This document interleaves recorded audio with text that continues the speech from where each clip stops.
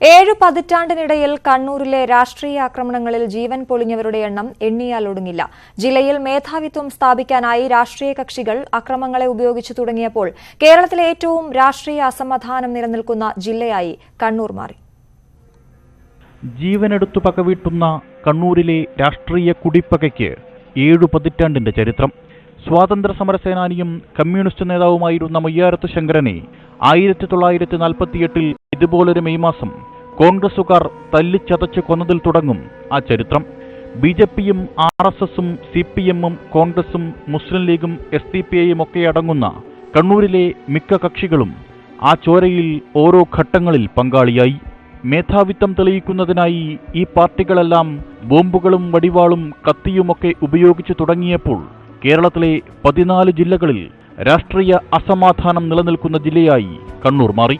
കൊല്ലപ്പെട്ടവരിൽ ഏറിയ പങ്കും CPMകാരും BJP RSS പ്രവർത്തകരും. 1968 മാവൂർ ഗ്വാളിയോർ റയോൺസിലെ ജീവനക്കാരനും CPM നേതാവുമായിരുന്ന സുലൈമാനെ ഡ്യൂട്ടി കഴിഞ്ഞ് വീട്ടിലേക്ക് മടങ്ങുമ്പോൾ RSSുകാർ വെട്ടിക്കൊലപ്പെടുത്തി.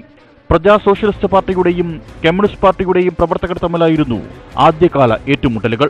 പിന്നീട് പ്രജാ സോഷ്യലിസ്റ്റുകൾ ജനസംഘിലെത്തി. 1969 ഏപ്രിൽ 28 ജനസംഘം പ്രവർത്തകൻ വാടിക്കൽ രാമകൃഷ്ണനെ CPMകാർ കൊലപ്പെടുത്തി. ഒരു വർഷത്തിനിപ്പുറം തലശ്ശേരിയിൽ CPMകാരനായ UK കുഞ്ഞിരാമനെ RSSുകാർ വകവരുത്തി. 70കളിൽ ഏറ്റുമുട്ടലുകൾ കോൺഗ്രസും CPMും തമ്മിലായി. 90കളിൽ വീണ്ടും എതിരാളികൾ CPMും RSSുമായി. ചോരയ്ക്ക് ചോര എന്ന രീതിയിലേക്ക് കാര്യങ്ങൾ മാറിയതോടെ ഒന്നിനു പിന്നാലെ ഒന്നെന്ന നിലയിൽ കൊലപാതകങ്ങളുണ്ടായി. അത്രയും കാലം അണികളെ കൊന്നുതീർത്തിരുന്ന വാൾമുനകൾ നേതാക്കൾക്ക് നേരെ നീണ്ടു തുടങ്ങി. SFI സംസ്ഥാന ജോയിന്റ് സെക്രട്ടറിയും കണ്ണൂർ ജില്ലാ കൌൺസിൽ അംഗവുമായിരുന്ന KV സുധീഷിനെ മാതാപിതാക്കളുടെ മുന്നിൽ വെച്ച് വെട്ടിനുറുക്കി.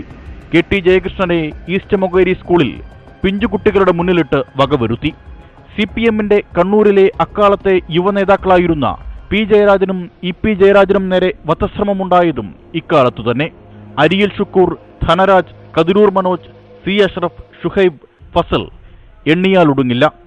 ചോരയുടെ ആ ചരിത്രത്തിലെ ഒടുവിലത്തെ ഇരകളുടെ വാർത്തകളാണ് ഇന്നലെ കണ്ണൂരിൽ നിന്ന് എത്തിയത്. Research desk, news 18.